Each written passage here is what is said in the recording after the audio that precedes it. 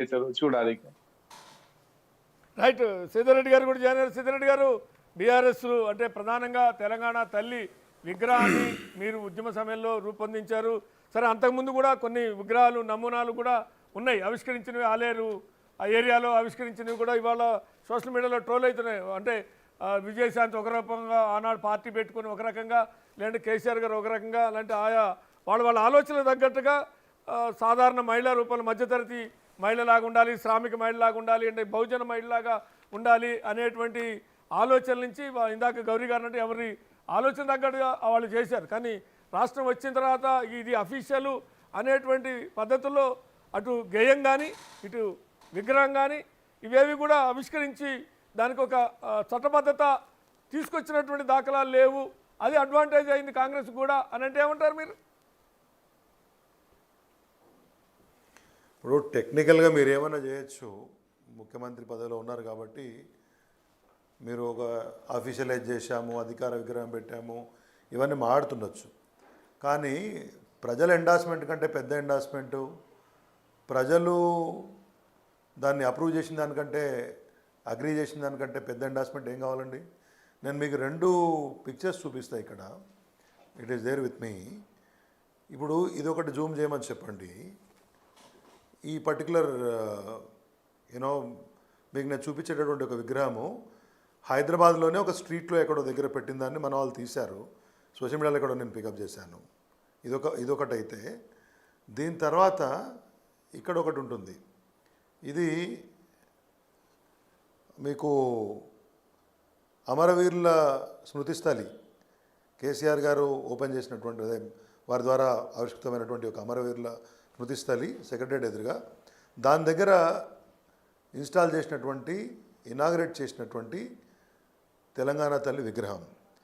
ఇప్పుడు నేను మీకు చూపించినటువంటి ఈ విగ్రహం ఏదైతే ఉందో, ఇది తెలంగాణ ఉద్యమ సమయంలో రాష్ట్ర వ్యాప్తంగా కొన్ని వేల గ్రామాల్లో, మండల కేంద్రాల్లో, పట్టణాల్లో, నగరాల వీధుల్లో, irrespective of the political parties, నా తెలిసి ఎక్కడో దగ్గర రేవంత్ రెడ్డి గారు కూడా ఆ తరహా మోడల్ ఉన్నటువంటి తెలంగాణ తల్లి విగ్రహానికి దండేసి ఉంటే ఉండొచ్చు కూడా.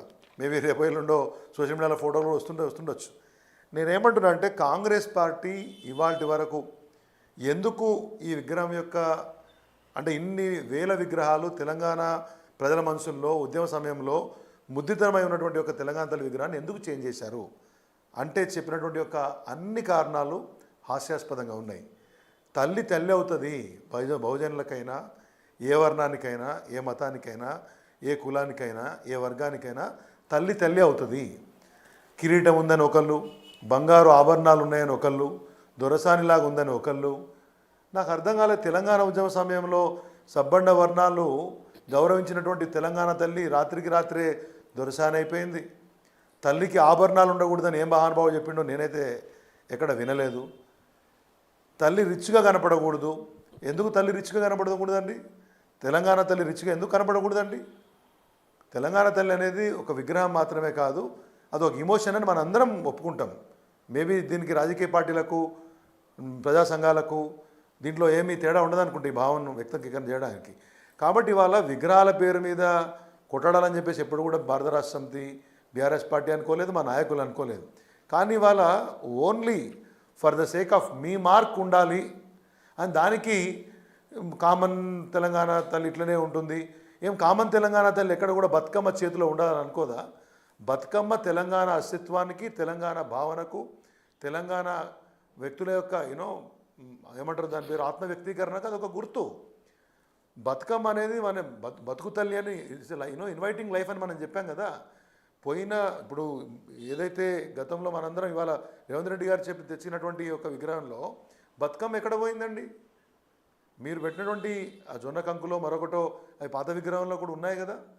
అంటే ఒకటి మీ మార్పు ఉండాలనుకోవడము తప్పు కాదేమో, కానీ అది ప్రజల జీవితాల్లో తెచ్చే మార్పు ద్వారా, ప్రజల జీవిత ప్రమాణాల్లో తెచ్చే మార్పు ద్వారా మీ మార్పు కనబడాలని కోరుకోవాలి తప్పితే, విగ్రహాల యొక్క రూపుల్లో మార్పులు, లేకపోతే పేర్లలో మార్పులు, టైటిల్స్లో మార్పులు, పథకాల్లో మార్పుల ద్వారా మాత్రమే ఉంటుంది అనుకుంటే అది ఒక మీ భ్రమ అవుతుంది.